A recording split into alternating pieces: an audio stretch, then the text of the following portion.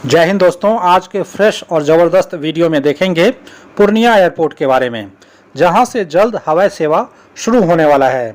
कितना जल्द ये जानेंगे।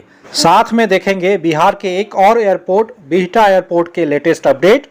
इतना ही नहीं, देखेंगे नैनी सैनी एयरपोर्ट के बारे में। स्वागत है आपके अपने चैनल ऑसम इंफ्रा प्रोजेक्ट में। मैं राकेश। चलिए वीडियो को अंत तक देखते हैं। भारत सरकार के उड़े देश का आम नागरिक यानी उड़ान स्कीम के तहत लगभग 2.5 साल पहले एक ब्राउनफील्ड एयरपोर्ट शुरू किया गया था, जो उड़ान स्कीम के तहत आज देश का नंबर 1 एयरपोर्ट है। जी हां, हम बात कर रहे हैं दरभंगा एयरपोर्ट की। सरल भाषा में जानते हैं खुद प्रधानमंत्री से उड़ान योजना क्या है। अफसरों के साथ मेरी मीटिंग हुई तो मैंने कहा, भाई देखिए, मेरा तो सपना है कि हवाई जहाज में कौन लोग बैठने चाहिए।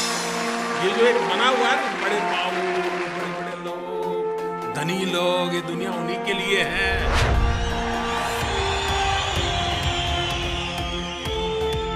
इस देश की जो सुविधाएं अमीरों को प्राप्त हैं, वो मेरे देश के गरीब को भी मिलनी चाहिए।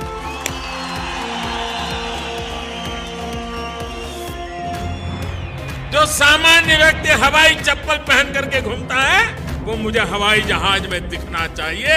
ये मेरा सपना है। हवाई चप्पल पहनने वाला भी हवाई यात्रा का आनंद उठा सके, इसी सोच के साथ हमारी सरकार ने उड़ान योजना की शुरुआत की। दरभंगा एयरपोर्ट के साथ ही 2016 में RCS यानी रीजनल कनेक्टिविटी स्कीम उड़ान 1.0 में बिहार का एक और एयरपोर्ट पूर्णिया को शामिल किया गया था। लेकिन पूर्णिया एयरपोर्ट से किसी भी विमान कंपनी द्वारा रुचि नहीं लेने की वजह से यहां से व्यावसायिक विमान का परिचालन शुरू नहीं हो सका और बाद के वर्षों में उड़ान 2.0, 3.0, उड़ान 4.0 में पूर्णिया एयरफोर्स एयरपोर्ट को शामिल नहीं किया गया। यहाँ बता दूं, दरभंगा एयरपोर्ट की तरह ही पूर्णिया एयरपोर्ट एक एयरफोर्स स्टेशन है और व्यावसायिक विमान परिचालन के लिए इंडियन एयरफोर्स से NOC लेना जरूरी होता है। वीडियो में आगे बढ़ने से पहले एक छोटा सा अपील, प्लीज़ इस वीडियो को लाइक, शेयर और चैनल को सब्सक्राइब जरूर करें। आपके लिए फ्री है, लेकिन मुझे इससे सपोर्ट मिलता है। पूर्णिया एयरपोर्ट के क्या फ़ायदे हो सकते हैं, कितना क्षेत्रफल के लिए यह एक ज़रूरी एयरपोर्ट होगा और इसके लिए सामरिक महत्व जानेंगे वीडियो में आगे। लेकिन संक्षेप में एक बार उड़ान के RCS स्कीम के बारे में जान लेते हैं। भारत सरकार द्वारा 2016 में उड़ान RCS स्कीम की शुरुआत किया गया।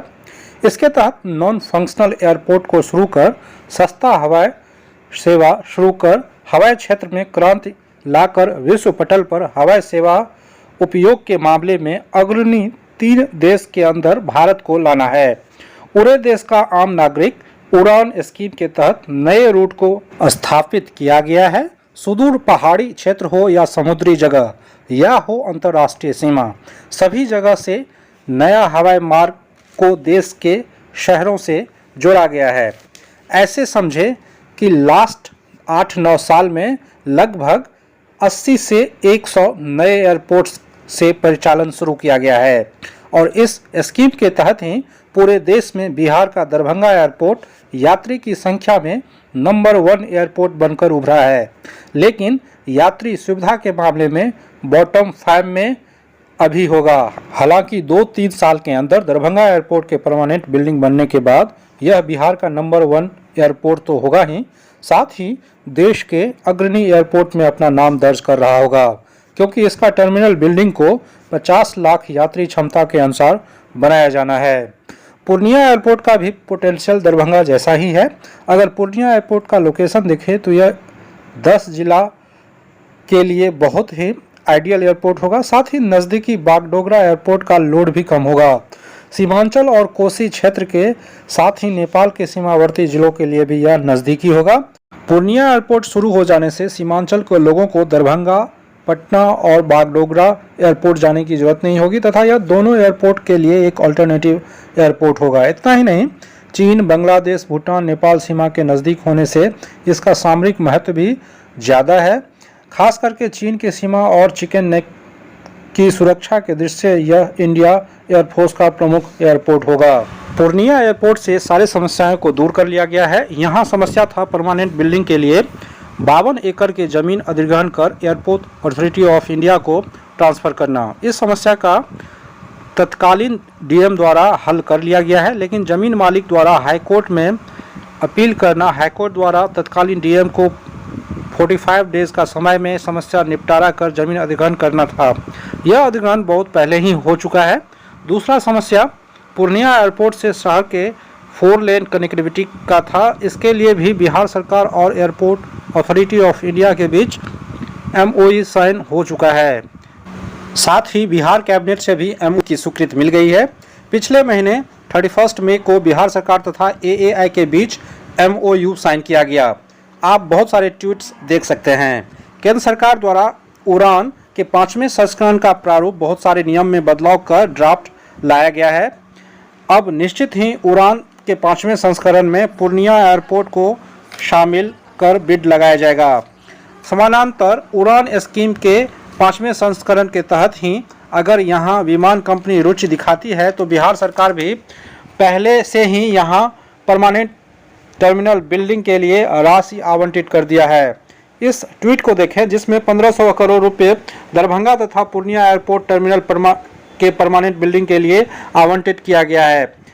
यह ऑफिशियल ट्वीट है। अगर समय की बात करें तो कम से कम 6 से 12 महीने का और समय लग सकता है। पूर्णिया एयरपोर्ट से हवाई सेवा शुरू होने में अधिकतम 2 से 3 साल के बीच शुरू की जा सकती है, क्योंकि परमानेंट बिल्डिंग प्रोसेस शुरू होने के बाद ही रूट चयन होगा और बेसिक इंफ्रास्ट्रक्चर बनाने में अभी भी समय लगेगा। साथ ही बिहार का एक और एयरपोर्ट भागलपुर के लिए भी पूर्णिया एयरपोर्ट की तरह जन आंदोलन चलाया जा रहा है और बिहार सरकार को भी चाहिए भागलपुर एयरपोर्ट को भी जल्द से जल्द शुरू किया जाए। उत्तर प्रदेश में अगर आबादी के लिहाज से 15-20 एयरपोर्ट हो सकते हैं तो बिहार में भी कम से कम 10 तो जरूर होने चाहिए। बिहार का एक और एयरपोर्ट बिहटा एयरपोर्ट के लिए जमीन का समस्या का हल निकाल लिया गया है। यहां से भी जल्द हवाई सेवा शुरू किया जाएगा। यह एयरपोर्ट पटना एयरपोर्ट के विकल्प के तौर पर बनाया जा रहा है। एक और अपडेट है, DGCA ने उत्तराखंड में नैनी सैनी एयरपोर्ट से हवाई सेवा शुरू करने के लिए अपनी मंजूरी दे दी है। नैनी सैनी एयरपोर्ट चीन के सीमा से 50 किलोमीटर दूर अवस्थित है। यहां से हवाई सेवा शुरू होने से कुमाऊं क्षेत्र के लोगों के लिए एयर कनेक्टिविटी प्रदान किया जाएगा। बेहद दर्शनीय यह एयरपोर्ट उत्तराखंड के पर्यटन को बढ़ावा देगा तथा पर्यटन के लिए यहाँ के आसपास के जगहों का एक्सप्लोर करने के लिए भी आसानी होगी। इस वीडियो को लाइक करें, शेयर करें और इस चैनल को सब्सक्राइब कर लें। मिलते हैं एक फ्रेश वीडियो में, तब तक के लिए जय हिंद, वंदे मातरम।